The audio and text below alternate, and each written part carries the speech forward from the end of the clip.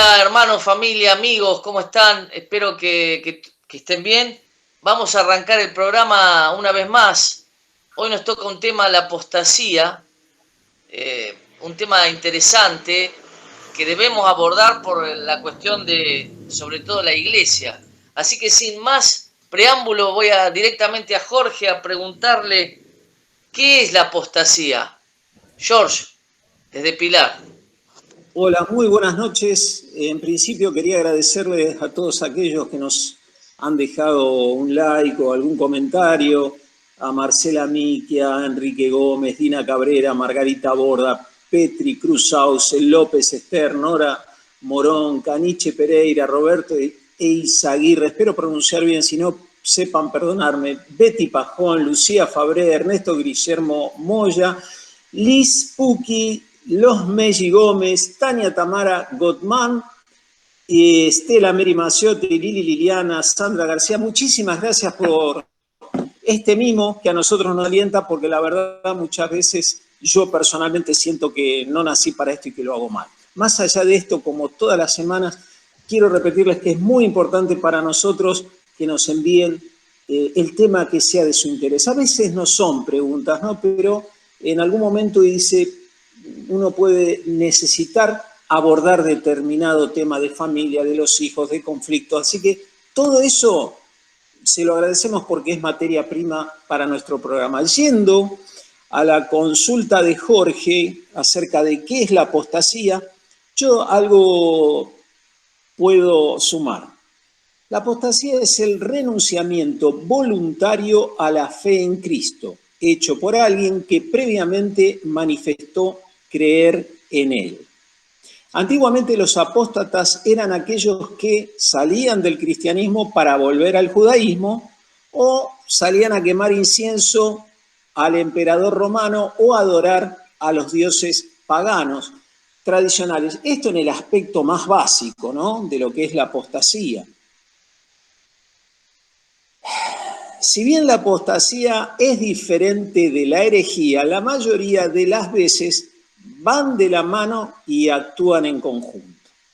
Mientras el apóstata abandona su fe, el hereje continúa profesando su fe, pero adopta una interpretación contraria a las enseñanzas de la palabra de Dios, o lo que llamaríamos comúnmente como sana doctrina. La apostasía y la herejía son dos cosas diferentes, pero hoy lo más peligroso es la herejía. Es una palabra que está o entró bastante en desuso y muchas veces se usa como un insulto, ¿no? Sos un hereje o un apóstata. Vamos a entrar un poquito a ver qué es lo que quiere decir. ¿Por qué actúa? ¿Por qué es la más peligrosa? Porque actúa dentro de la iglesia y rara vez es advertida por causa del desconocimiento de la palabra de Dios. Sabemos que Dios nos dice que su pueblo perece por falta de conocimiento. Y uno dice, ¿tan grave puede ser? Y la verdad que sí, porque nos aleja lentamente de la verdad que nos liberta llevándonos a la esclavitud por medio del engaño. Veamos ahora qué es finalmente una herejía. Una herejía es una verdad. Tengamos en cuenta que no es una mentira, por eso es difícil de detectar. Es una verdad, pero una verdad llevada al extremo. ¿Cómo sería eso? ¿Cómo puede una verdad convertirse en algo peligroso, dirán ustedes, ¿no? Vamos a ver un ejemplo. Satanás intentó usar esta herramienta, la de la herejía, por ejemplo, con Jesús en la tentación del desierto, citando la mismísima palabra de Dios, pero descontextualizada. Entonces el diablo le llevó a la santa ciudad y le dijo, si eres el Hijo de Dios, échate abajo, porque escrito está, a sus ángeles mandará acerca de ti y en sus manos te sostendrán, para que no tropieces. En este contexto, lo que pide es una herejía, Satanás, no correspondía. Y Jesús le respondió, escrito está también, no tentarás al Señor tu Dios. Jesús corrigió esto poniéndolo en su lugar con la palabra de Dios, pero ahora usada correctamente en ese contexto, ya que Jesús es Dios mismo. Otro ejemplo son los pasajes de Mateo 12:30 que dice, esto es un clásico de manual, ¿no? El que no está conmigo está contra mí. Y el de Marcos 9:40 que dice, el que no está contra mí, conmigo es. ¿En qué quedamos entonces? Aparentemente las enseñanzas serían totalmente contradictorias, pero no es así si tenemos en cuenta el contexto. La solución a este aparente dilema está también en la palabra de Dios, que no es nunca de interpretación privada. Cuando en Mateo 12:30 dice, el que no está conmigo está contra mí, Jesús lo que dice está dentro del contexto de la enseñanza de la blasfemia contra el Espíritu Santo. Pero cuando los discípulos quisieron aplicar este mismo pasaje contra un hermano, Jesús los corrigió y uno dice, ¿dónde está esta situación? Esa situación está en Marcos 9:38 al 40. Dice, Juan le respondió diciendo, Maestro, hemos visto a uno que en tu nombre echaba fuera demonios, pero él no nos sigue y se lo prohibimos porque no nos seguía. Pero Jesús dijo, no se lo prohibáis porque ninguno hay que haga milagro en mi nombre que luego pueda decir mal de mí. Porque el que no es contra nosotros, con nosotros es. Entonces, tenemos diferentes situaciones en contextos diferentes. Hace poco, y con esto voy arrimando a mi final, en un estudio sobre el discipulado también leí un libro, una interpretación forzada del pasaje de Primera de Timoteo 3:1, donde dice, palabra fiel, si alguno anhela obispado, buena obra desea. Pero el autor llevó esta verdad a un extremo, convirtiendo su enseñanza en una herejía, cuando expresó que si alguno no anhela obispado, mala cosa es. Si esto fuera así, ¿qué tendríamos que hacer con la enseñanza de Romanos 12:6-8 que dice, Dios en su gracia nos ha dado dones diferentes para hacer bien determinadas cosas? Por lo tanto, si Dios te dio la capacidad de profetizar, habla con toda fe que Dios te haya concedido. Si tu don es de servir a otros, sírveles bien. Si eres maestro, enseña bien. Si tu don consiste en animar a otros, anímalos. Si tu don es dar, hazlo con generosidad. Si Dios te ha dado la capacidad de liderar, toma la responsabilidad en serio. Y si tienes el don de mostrar bondad a otros, hazlo con gusto. Es decir, no todos tenemos la misma función dentro del cuerpo de Cristo. ¿Deberíamos sacar a Romanos de la Biblia? Claro que no. Podemos concluir que la apostasía es el resultado final de un alejamiento de la fe por una o más personas que una vez profesaron el cristianismo. Serían aquellos que estaban con nosotros, pero no eran de nosotros. Tengamos en cuenta que tanto las herejías como la persecución, como el materialismo o una búsqueda obsesiva de poder, pavimenta el camino para la apostasía. Eso fue todo. Muchas gracias. Muy bien, George. Y ya me voy rapidito a Benjamín para preguntarle, ¿la iglesia cristiana hoy tiene este problema de la apostasía? Bien, buenas noches. Absolutamente. Yo creo que sí, y lo vemos en su palabra. Por ejemplo, 1 Timoteo capítulo 4, verso 1 dice, pero el Espíritu dice claramente que en los postreros tiempos algunos apostatarán de la fe, escuchando a espíritus engañadores y a doctrinas de demonios. Entonces, sí,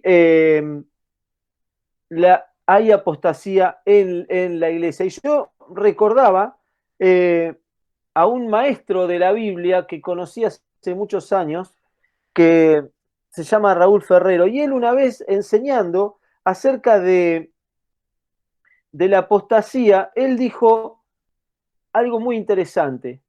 Dio el ejemplo de un muelle con un bote atado al muelle. Ahora, ese bote representa a cada uno de nosotros, o puedo representarme a mí.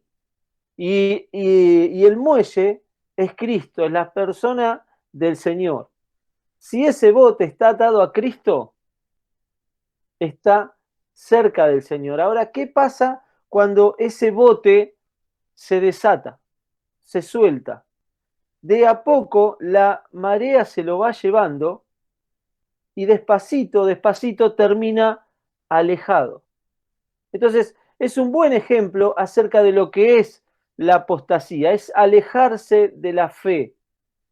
Y dice segunda de Timoteo capítulo 4, dice, te encarezco delante de Dios y del Señor Jesucristo que juzgará a los vivos y a los muertos en su manifestación y en su reino, que prediques la palabra, que instes a tiempo y fuera de tiempo, redarguye, reprende, exhorta con toda paciencia y doctrina, porque vendrán tiempos cuando no sufrirán la sana doctrina, sino que teniendo comezón de oír, se amontonarán maestros conforme a sus propias concupiscencias y apartarán de la verdad el oído y se volverán a las fábulas. Entonces, el apartarse fíjense que dice algunas cosas interesantes. Dice que, primero, que habrá una negación de Dios, una negación de Cristo, una negación de la fe. Se apartarán de una vida consagrada, se apartarán de la libertad cristiana, se apartarán de la moral cristiana y se apartarán de la autoridad divina. Y eso es alejarse.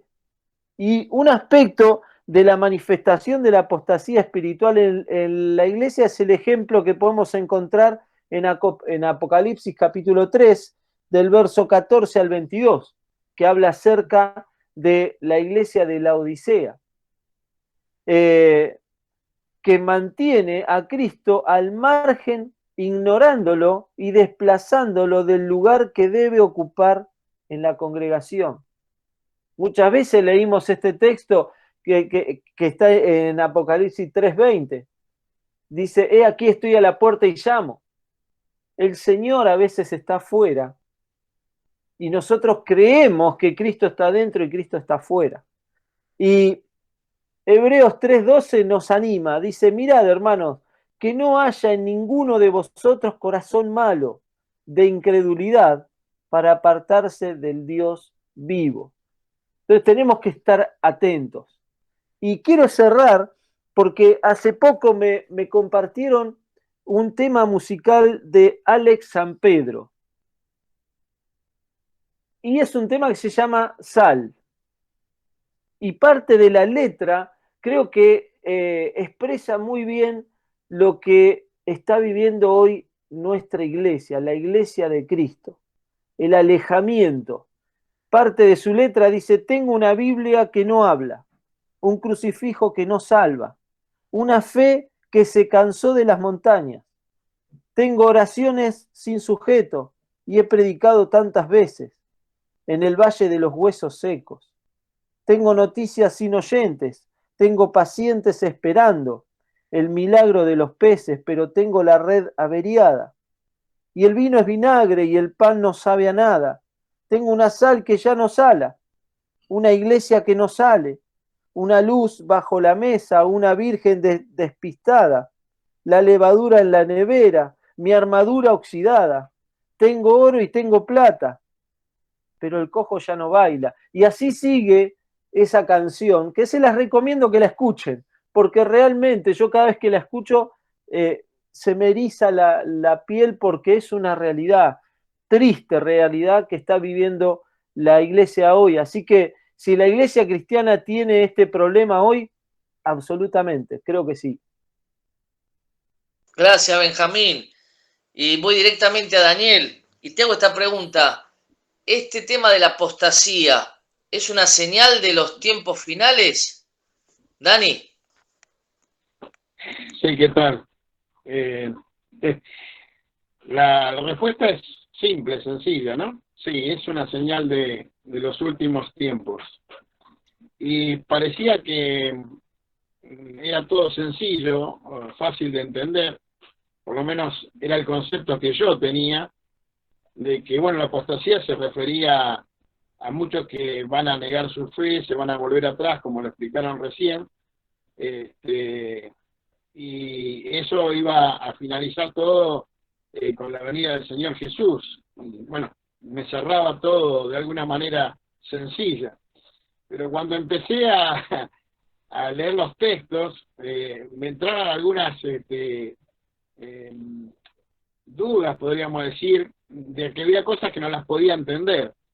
Y uno de los textos es el que se encuentra en Segunda de Tesalonicenses, capítulo 2, versículo del 1 al 3, que dice: hermanos, con respecto a la venida de nuestro Señor Jesucristo y nuestra reunión con Él, les rogamos que no cambien fácilmente de manera de pensar, no se dejen asustar por nadie, ni siquiera por un espíritu, una palabra o una carta que pretenda parecer como nuestra, en el sentido de que el día del Señor está cerca. De ninguna manera se dejen engañar, porque ese día no vendrá sin que antes venga la apostasía y se manifieste el hombre de pecado, es decir, el hijo de perdición. Es necesario aclarar que una cosa es el arrebatamiento de la iglesia, la venida de nuestro Señor Jesucristo y nuestra reunión con Él, y otra muy diferente, el día del Señor, que acontecerá en la gran tribulación. Después del arrebatamiento comenzará la tribulación que manifiesta el día del Señor grande y temible, donde entra en escena el anticristo, pero en esos días tenebrosos debe manifestarse con mayor fuerza la apostasía, que viene gestándose desde el mismo primer siglo de la era cristiana. Bueno, acá en este texto justamente vino algo que no podía yo de alguna manera entenderlo, porque lo que yo entendía que la apostasía significaba personas que creían en Cristo y que se volvían atrás de su fe. Pero digo, pero si sucede el arrebatamiento y la iglesia es arrebatada, los que quedan son personas que no han creído en el Señor Jesús. Entonces, ¿dónde está la apostasía? No podía entenderlo. Ahora, buscando y buscando, encontré que en unos originales griegos más antiguos, la palabra apostasía significa rebelión. Entonces ahí sí yo entiendo, porque en los textos que habían leído anteriormente también hablaban de que desde el primer siglo hubo personas que apostataron de la fe.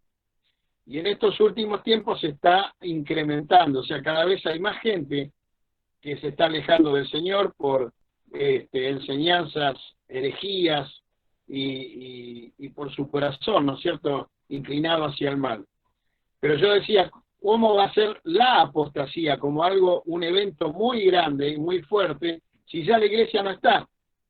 Entonces, cuando encontré que en una traducción del original griego se traduce también la palabra apostasía como rebelión, entonces pude comprender de que todos aquellos que no sean arrebatados y se vayan con el Señor, los que queden en la tierra, va a haber un tiempo, y hay muchos textos que no los voy a dar, va a haber un tiempo donde toda la humanidad, la gran parte de la humanidad, se va a rebelar en contra de Dios. Va a haber una rebelión generalizada contra Dios y todo lo que signifique objeto de culto, donde ahí va a actuar el anticristo.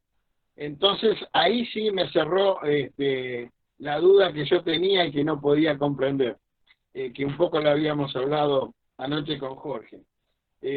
Así que bueno, para cerrar, sí, la apostasía es una señal de los últimos tiempos, la estamos viviendo y cada vez más nos está anunciando de que el Señor viene a buscar a su iglesia, la iglesia va a ser arrebatada y después del arrebatamiento va a haber una rebelión generalizada durante los años de la gran tribulación, y donde creemos y esperamos que, según voy indagando más en las Escrituras, creo que la Iglesia no va a estar.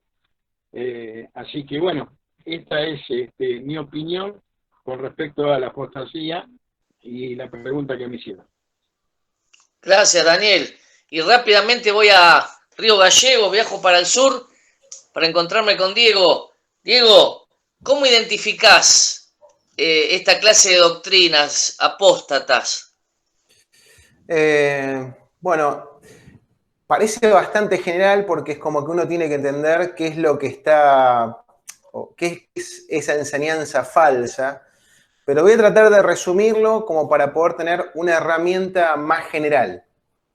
Y empezando a investigar y a empezar a pensar un poco respecto al tema, puedo resumirlo en las 5 solas, que tiene que ver con el resumen de la reforma que se hizo ya hace más de 500 años. Y lo primero es la sola escritura. ¿Cómo hago yo para detectar que esa enseñanza o doctrina va en contra de lo que Dios desea, quiere y ha manifestado? Entonces, sola escritura. Cuando nosotros tomamos la Biblia y entendemos que la Biblia es la máxima autoridad, o sea, no tomamos a la Biblia como si fuera un libro de consulta, ¿no? Es como, bueno, voy a ver qué dice la Biblia acerca de esto, sino como la Biblia como nuestro referente, lo que Dios nos ha dejado para que nosotros podamos conocer a Dios, conocer sus deseos, conocer sus propósitos, saber qué es lo que espera de nosotros. Cuando nosotros entendemos y conocemos la palabra, automáticamente por contraste nos vamos a dar cuenta si la enseñanza que la otra persona está haciendo o su doctrina es apóstata. O sea, va contra las enseñanzas de los apóstoles, de los profetas y contra Cristo, que es la piedra angular. Número 1, sola escritura. Biblia, máxima autoridad. Número 2, sola gracia. Dios me da salvación sin méritos, porque lo quiso. No es que yo merezco esa salvación, sino que es solamente por la gracia de Dios que soy salvo. O sea, cuando yo escucho una enseñanza que habla de que la salvación es por obras, automáticamente por contraste digo, no, sola gracia, lo que está enseñando no es correcto. Número 3, sola fe. La salvación es por fe. No hay absolutamente nada que pueda salvarte más que la fe. ¿La fe en quién? En Jesucristo, es la piedra angular. Él es el que nos ha dado la posibilidad de ser salvos. Y esto me lleva al cuarto, que es solo Cristo. No hay otro mediador. Cuando yo escucho a una persona que se pone como mediador, como que para ser salvo tenés que seguir a esa persona, para ser salvo o para encontrarte con Dios o escuchar a Dios, tenés que escuchar a esa persona, ahí me empieza a hacer ruido. Estas son las cosas que me llaman la atención a mí. Es como tengo algo adentro que es como una alarma, ¿no? Cuando una persona se pone en lugar de Dios, cuando una persona dice, esto es lo que Dios me dijo, ahí empieza la alarma, ¿no? Acá hay algo que no está bien, porque después de todo, nosotros lo único que hacemos es presentar a Cristo, presentar la palabra de Dios, pero nosotros no estamos en el medio, estamos a un costado. Cuando alguien quiere ocupar ese lugar que le corresponde a Cristo, ese lugar que le corresponde a la palabra, ese lugar que le corresponde a la gracia de Dios, o ese lugar que le corresponde a la fe, me hace un ruido bárbaro y automáticamente estoy viendo que esa persona está ocupando el lugar de Dios. Solo a Dios la gloria, que es la quinta. Solo a Dios la gloria. La salvación es gratuita para nosotros. Para Dios tiene un alto precio. Fue carísima para Dios. Tuvo que entregar a su único hijo y morir por cada uno de nosotros. Y eso es lo que tiene que producir en nosotros. Es que la gloria sea solamente para Dios. Cuando hay una puja en la persona que está enseñando una doctrina respecto a que quiere la gloria para él, no te va a decir, yo quiero la gloria para mí. Pero vos lo vas a ver y vas a ver cómo se pone en el medio y cómo esa persona quiere los méritos y quiere los aplausos. Es ese momento uno puede identificar que ahí no solamente hay una doctrina apóstata, hay una actitud apóstata. Porque cuando queremos ocupar el lugar de Dios, automáticamente lo que estamos haciendo es, en nuestras acciones estamos apostatando. Entonces, todas estas cosas son las que me ayudan a mí para poder identificar no solamente si hay una doctrina apóstata, sino si hay una persona que va contra la enseñanza de Dios. Así que, para resumir, sola Escritura, sola gracia, sola fe, solo Cristo y solo a Dios la gloria. Muy bien, gracias, Diego. Es decir, para terminar y ya darle lugar a Jorge que pueda orar, la diferencia prácticamente de apóstata y herejía es muy fina, ¿no? Y lamentablemente hoy, en nuestros días, se han levantado muchísimas doctrinas. Cuando digo doctrinas significa enseñanzas erradas, que llevan a las personas a creer en diferentes prácticas que nada tienen que ver con lo que bien decías vos, Diego, es la palabra de Dios. Por eso queremos orar, para que el Señor esté guardando a las personas en caer. Yo tengo muchas historias de personas que han caído en diferentes lugares donde hay falsas doctrinas y le han hecho mucho daño, muchísimo daño. Quisiera pedirte, George, que puedas hacer una oración por personas que quizás hoy están en dudas en el lugar que se encuentran, que no les cuadra lo que enseñan con la Biblia, como bien decía Diego, con la palabra de Dios. ¿Qué tienen que hacer? Porque hoy va a polular todas estas clases de doctrinas, porque el Señor dijo, en estos tiempos va a haber, cuidado que nadie los engañe, como diciendo, va a haber mucho. Entonces quisiéramos pedir al Señor que nos esté guiando. ¿Qué te parece, George, hacer una oración? Con mucho gusto. Padre amado, te damos gracias por tu palabra, que es certera lámpara a nuestros pies y nos guía el camino que debemos seguir. Señor, sabemos que no estamos limpios de nada de lo que compartimos porque todos pecamos, todos nos equivocamos, todos empezamos un día de cero porque fuimos llamados a tener una experiencia en el servicio que nos superaba en nuestro conocimiento, en nuestra capacidad, reconociendo que somos limitados. Muchas veces nos hemos equivocado, Señor. Es un libro, el tuyo, tan profundo, Señor, tan preciso. No hay una coma ni un punto puesto en un lugar equivocado. Señor, perdona nuestra torpeza, nuestra falta de avidez por conocer tu libro, por recorrerlo rápidamente muchas veces sin leerlo como una carta de amor, que es lo que realmente es. Tú estás enamorado de cada uno de tus hijos, Señor. Diste tu vida absolutamente por todos, Señor, pero no siempre es esto, sino que en este tiempo, mucho más que en tiempos anteriores, hay lobos rapaces que no te sirven a ti, sino sirven a sus propios bolsillos, a sus propias expectativas, Señor, y con palabras de hombre seducen a aquellos que no te conocen. Te pedimos para que abras los ojos no solo de nuestros hermanos en cada iglesia local, sino en toda tu iglesia, aquella que está en todo el mundo, y nos permitas reconocer a aquellos que buscan la destrucción de tu pueblo con fines egoístas y personales. Líbranos en este tiempo del desconocimiento, porque nos puede costar la vida. En el nombre de Jesús, amén. Muchas gracias y nos vemos en el próximo programa. Bendiciones.